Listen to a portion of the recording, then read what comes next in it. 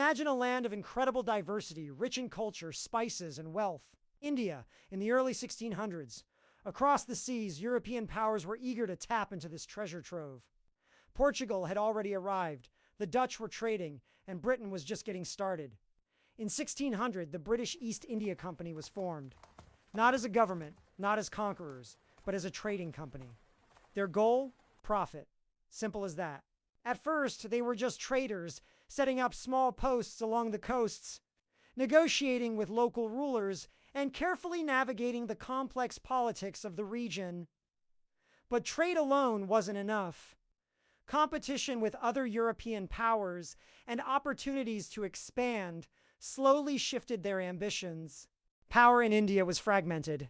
Local kingdoms were strong, but often at odds with each other. This created openings for the East India Company to step in, not just as traders, but as military actors.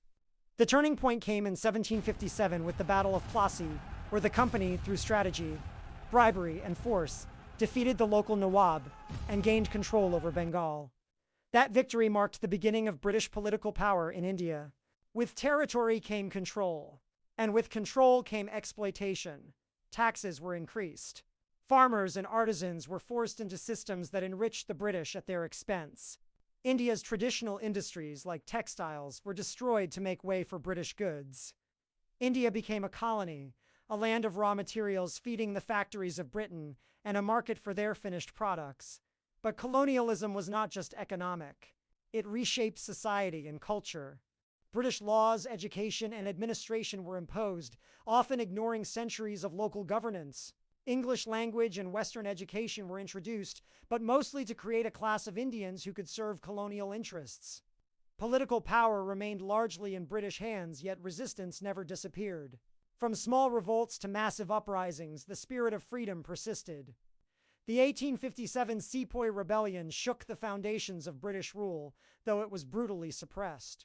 Over decades, Indian leaders, thinkers, and ordinary people organized, protested, and demanded independence. Leaders like Mahatma Gandhi would later turn these struggles into a mass movement that could not be ignored. Finally, in 1947, after nearly 200 years under British rule, India emerged as an independent nation. But the scars of colonialism, economic exploitation, social disruption, and cultural interference remained, shaping the India we know today. Colonialism was never just about land. It was about trade, power, and control. It exploited people, rewrote histories, and reshaped societies. Understanding it helps us see the world today in all its inequalities, struggles, and stories of resilience.